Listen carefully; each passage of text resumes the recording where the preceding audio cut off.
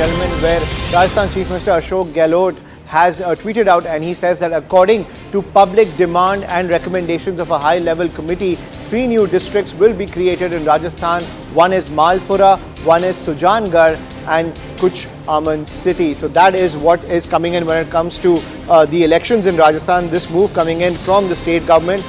What we are also learning is that now Rajasthan will have 53 districts along with these 3 new districts. So in total, you will have 53 districts in Rajasthan. Ashok Gehlot has made the announcement on social media, on the X platform, saying that according to public demand, as well as recommendations of a high-level committee, 3 new districts will be created. Number 1, Malpura, number 2, Sujangarh, and number 3, Kuch Aman City. I'm joined by my colleague Bhavani Deora on the broadcast. Bhavani, इसका election strategy से कोई लेना देना है?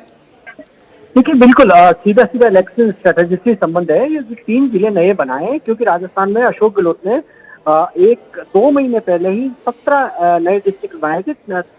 33 जिले थे राजस्थान में, वो बढ़ाकर 50 कर दिए थे। लेकिन जब नए जिले बनाए थे तब वो तहसीलें और वो उपखंड कार्यालय जिनको जिला नहीं बनाया था, वो आंदोलन शुरू हो गए थे पूरे स्टेट के अंदर। उसमें ये कुचामन, मालपुरा और ये तीनों सुजानगढ़, यहाँ पर लंबे समय से आंदोलन चल रहा था। तो इससे नुकसान ये हो रहा था कि अशोक गहलोत के जो नए जिले बनाने की घोषणा थी, उसका इलेक्शन को लेकर फायदा के बजाय नुकसान के चांसेस ज्यादा हो गए। इसलिए अब इन डिस्ट्रिक्ट को भी जिलों का ऐलान कर दिया गया। साथ में ये भी कहा गया है कि कुछ और की भी घोषणा कर सकते हैं। तो ये अपने आप में बहुत बड़ी बात है कि राजस्थान में डिस्ट्रिक्ट की संख्या बढ़ाकर उसको इलेक्शन में फायदा की कोशिश कर रही है मुख्यमंत्री अशोक गहलोत। और कांग्रेस उम्मीद कर रहे हैं कि जो नए डिस्ट्रिक्ट बनाए, जाहिर तौर पर अब उनको चुनाव में इसका फायदा होगा।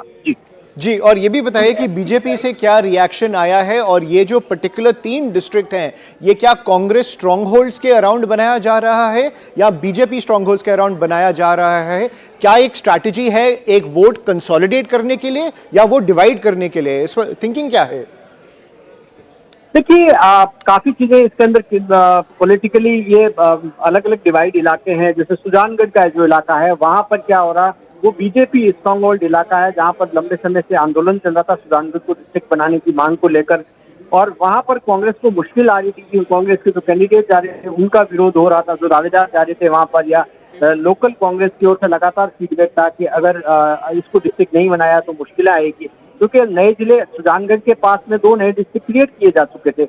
इसी तरीके से जो मालपुरा, अब आप देखिए कि जिस मालपुरा को जिला बनाया गया, वहां पर 3 छोटे-छोटे 3 तहसीलें जिला बन गई। एक साइड में दूदू बना दिया गया, जो एक तहसील से जिला बना दिया गया। एक साइड में टेकरी बना दिया गया, जो भी जिसके अंदर 2 तहसीलें, यानी कि बहुत छोटे-छोटे ब्लॉक है। सिर्फ अगर इसको एडमिनिस्ट्रेटिव तरीके से कहा जाए तो उतना फायदा नहीं होगा, क्योंकि सरकार को रिसोर्सेज एक छोटी सी जगह में एक एसपी, एक कलेक्टर और उतना एडमिनिस्ट्रेशन लगाना पड़ता है।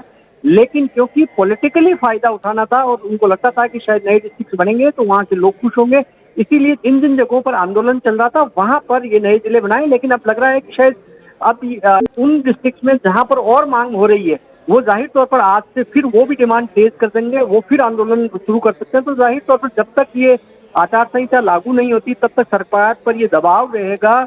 तकरीबन 6 से 7 और जगह ऐसे ब्लॉक हैं और तहसीलें हैं जो मांग कर रही है जिले की। Right, so you could have political opportunities